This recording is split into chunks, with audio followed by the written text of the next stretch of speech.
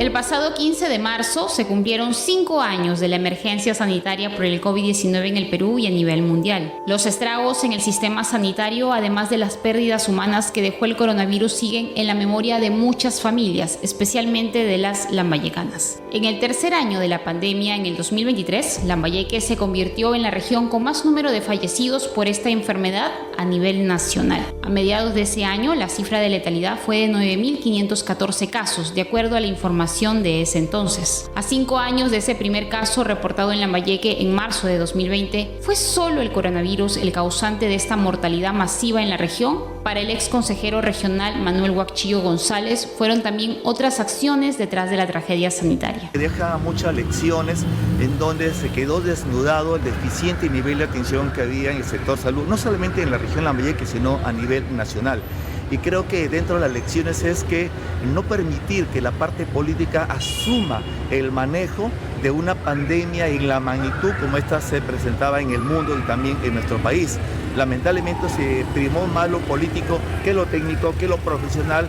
Incluso, por ejemplo, se cometieron errores para mí personalmente gravísimos, permitir que el primer nivel de atención se cerrara, lo cual pues hizo que los hospitales realmente se llenaran de pacientes en su capacidad, lo cual posteriormente fue un gran caos. Adicional a ello, pienso que quedó evidenciado la falta de camas UCI. Recordemos, por ejemplo, que Perú no tenía ese tipo de camas tan especializadas y aquí también en nuestra región.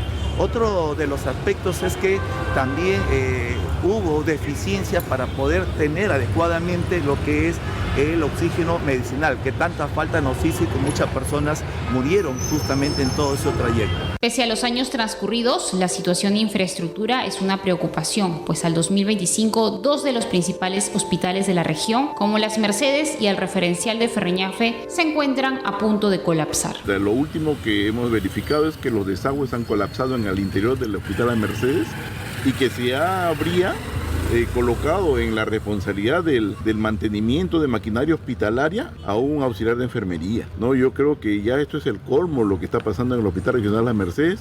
Yo creo que el director del propio hospital debe rendirle cuentas a la comunidad lambayecana. Lo que nosotros hemos conocido es que el gobierno regional de Lambayeque retiró presupuesto el año pasado para ese hospital y que la población está en ese sentido abandonada.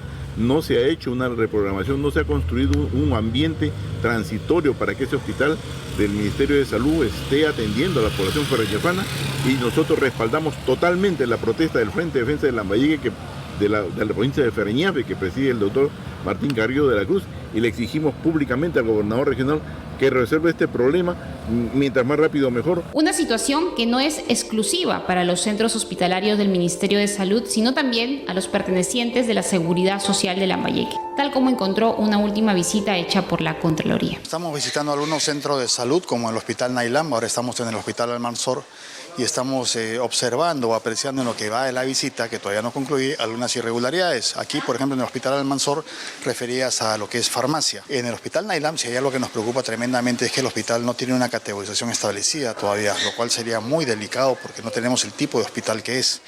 Entonces eso es lo que vamos a revisar ahora, me parece muy delicado. Pero también podemos apreciar en este hospital y en otros que ahí la infraestructura está también descuidada, ¿no? Los servicios higiénicos están totalmente llenos de óxido, de lata, lo cual en un centro de salud pues es inaceptable. Y tenemos otra infraestructura que también está muy delicada. Hemos apreciado en algunos nosocomios que, por ejemplo, las luces reflectoras de emergencia no funcionan.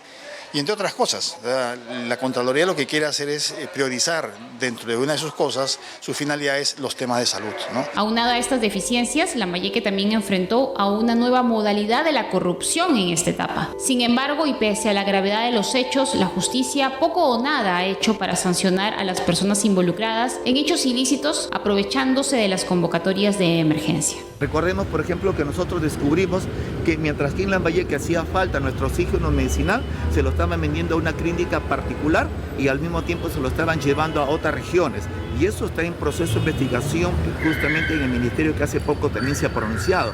Otros aspectos es que aprovechándose de la pandemia supuestamente hicieron compras irregulares de ambulancias, las cuales posteriormente fueron devueltas porque encontraron inconsistencias, defectuosas técnicamente y un mal procedimiento. Entonces, compras también de medicina, de mascarillas, es decir, lamentablemente lo inhumano prevaleció, la corrupción en su mejor momento, porque esos hechos justamente en vez de poder proteger con medidas adecuadas, más bien se quisieron aprovechar porque el dinero prácticamente que les llegaba no había mucho control. Luego de habernos situado como una de las regiones con más casos del coronavirus, en lo que va del año 2025, Lambayeque ha acumulado más de 100 casos, según señala el jefe de epidemiología de la Gerencia Regional de Salud de Lambayeque, Víctor Torres Anaya. Bueno, en la semana 10 no se han registrado casos de COVID. Sin embargo, en lo que va del año tenemos registrados 119 casos. Hay que hacer mención de que los casos de COVID generalmente están pasando desapercibidos. Por lo tanto, no están llegando a los establecimientos de salud todos los casos. Bueno, es una